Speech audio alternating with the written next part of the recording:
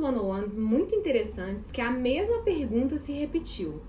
Como que eu consigo ter constância, motivação para mês a mês conseguir bater as minhas metas de vendas? Eu fiz esse vídeo no celular mesmo, com a iluminação péssima, mas porque eu queria muito trazer uma informação super relevante para todos os vendedores que já passaram por isso em alguma época da carreira deles. A gente sabe que vendas, apesar de ser uma profissão que historicamente paga-se muito bem, dependendo do produto que você vende, também é uma profissão que traz muita instabilidade no sentido financeiro, porque o mês que você não consegue vender um contrato também é um mês que você tira uma comissão pequena ou às vezes até mesmo nula. Existem empresas que têm planos de compensação de vendas que independe de você vender um mínimo ou não para ganhar comissão. Vendeu mesmo que abaixo da meta, ganha comissão.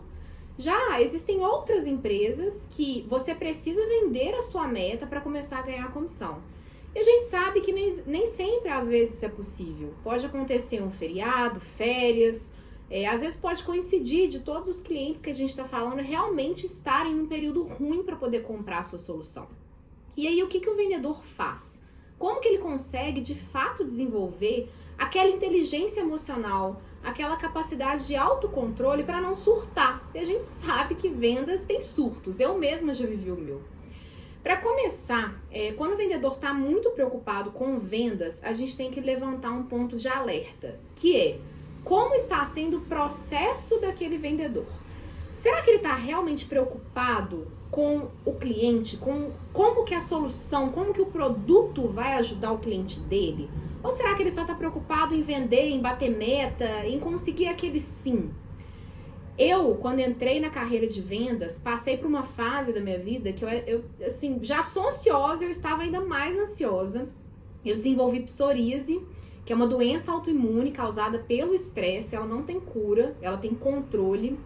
E foi uma época, assim, super complicada, porque eu estava começando um emprego novo, era uma carreira nova. Eu vinha da área, eu era autônoma, eu era empreendedora, as coisas não deram certo, enfim, não foi fácil. E eu entrei para vendas meio que pensando que aquilo ia ser temporário, que ia ser uma carreira que não ia andar, que eu ia estar lá só para poder ter um emprego, assim como muitas pessoas pensam, e cá eu estou até hoje, passaram-se anos disso. O que eu aprendi nesses tempos, né? O que eu aprendi com vendas, o que eu aprendi em controle emocional? É muito interessante pensar que nos primeiros meses da nossa carreira em vendas, a gente está muito preocupado em mostrar resultado. Às vezes a gente também está preocupado em aprender, mas a gente deixa muito de lado a experiência do cliente. E a experiência do cliente é algo que já fica enraizado em vendedores que já são mais experientes. Eles estão muito preocupados em gerar valor, em gerar relacionamento para aquele cliente. E a venda acontece de uma forma muito espontânea, muito natural. O conselho que eu dou para aqueles que estão começando a carreira de vendas é: aprenda muito, queime as oportunidades no começo, porque você tem mais chance de erro, mas principalmente faça. Não fica preocupado em querer estudar sem fazer, não fica preocupado em querer aprender processo, ouvir vendedor experiente falando no telefone. Isso é sim importante, mas isso não pode te mover naqueles primeiros meses. E a outra coisa para te ajudar no dia a dia, no seu controle emocional, é você saber e deitar a cabeça no travesseiro, sabendo que o que você fez foi o máximo que você poderia ter feito aquele dia. Mas como saber se o máximo não tá me exaurindo, né? Como é que eu não vou chegar daqui um mês e falar: meu Deus, eu não dou conta, tá difícil, tá demais? A primeira coisa é ter controle, é ter ciência das atividades que você está fazendo naquele momento. Eu comecei a fazer acupuntura na mesma época que eu entrei na carreira comercial, e uma das coisas que o meu acupunturista me falou foi: para de preocupar em vender, preocupe-se em ajudar o seu cliente. E aí aquele seu cliente ele vai comprar por consequência. Ele pode não comprar naquele momento, mas ele vai voltar. Dito e feito. Eu comecei o meu período de rampagem, eu não vendi nada no primeiro mês. Eu vendi um contrato que era assim 10% da minha meta do segundo mês. E no terceiro mês eu consegui bater a minha meta mínima para ficar na empresa, faltando 2 dias para o mês acabar. Na verdade, eu consegui bater a meta daquele mês. Então, assim, eu eu consegui ficar, eu consegui ser contratada, ser efetivada, né, passado o período de experiência, com uma gordurinha aí no mínimo que eu tinha que fazer.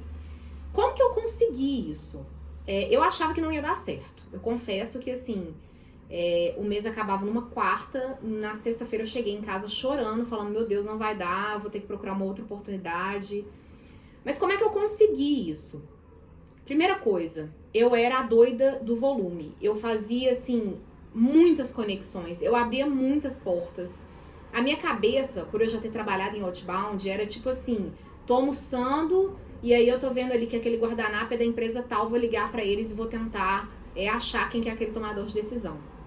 Essa minha cabeça funcionando toda hora pensando em conexão me ajudou a não ter medo do telefone, a não pegar o telefone e sentir que eu estava fazendo um telemarketing. Por quê? Eu pesquisava muito sobre aquela empresa e sobre aquelas pessoas antes de entrar em contato. Então, o volume que eu fiz lá atrás, lá no meu dia 1, no meu mês 1, ele foi crucial para o jogo virar no meu terceiro mês. A segunda coisa, como o meu acupunturista me sugeriu, foi aquela virada de chave de, será que eu tô preocupada com o sim? Será que eu tô preocupada somente em vender? Ou será que eu tô ajudando o meu cliente? O que aquele cliente espera de mim? O que ele quer da minha solução, do meu serviço, do meu produto? E começando a me colocar no lugar do cliente, a calçar o sapato do meu cliente, eu vi que eu estava muito preocupada em vender. Porque eu tinha que bater uma meta, porque eu tinha que ficar na empresa. E aí me veio uma realização, que se eu não conseguisse bater aquela meta, talvez vendas não fosse a melhor coisa para mim.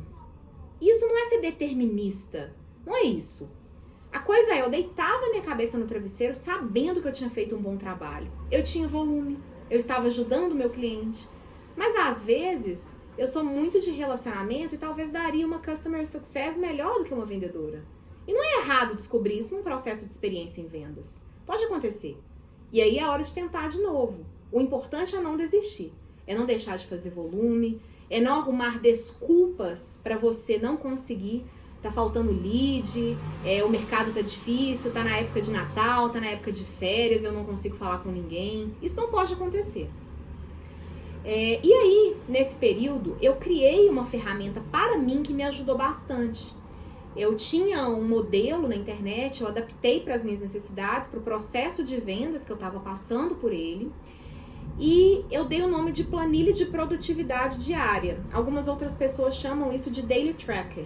Mas basicamente essa planilha se consiste em colocar pesos para as atividades que eu fiz naquele dia e ter a certeza que eu não ia fazer menos que 80% e nem mais que 130%. Menos que 80% quer dizer que eu tive um dia pouquíssimo produtivo, que eu saí de lá sem cumprir a minha meta diária. E mais que 130% significava que aquele dia foi super estressante, que provavelmente no dia seguinte eu ia chegar cansada e não ia conseguir produzir. Então manter aquela constância e aquela planilha me mostrando isso, coloridinho lá de laranja, poxa, eu fiz pouco, e de verde, poxa, eu fiz legal, e vermelho eu fiz demais, me ajudou a ter um controle, um equilíbrio do meu dia a dia. Porque vendedor, às vezes, passa muito do ponto, tanto para baixo quanto para cima. Eu vejo muito vendedor, assim, bate 200% da meta no mês e no outro mês bate 0%. Essa falta de equilíbrio deixa qualquer um doido, não tem jeito. Ainda mais quem tem conta em casa para pagar. Então, essa planilha me ajudou muito também.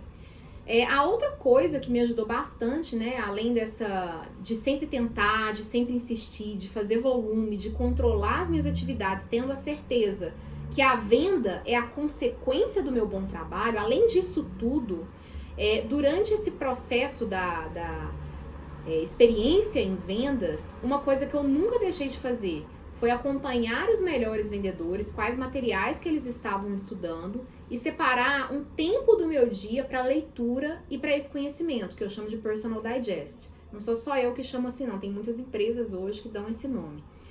E esse Personal Digest era aquele momento de meditação em vendas. Não era meditação pessoal, não. Era o que eu poderia aprender e aplicar e testar e, enfim, crescer com aquele material.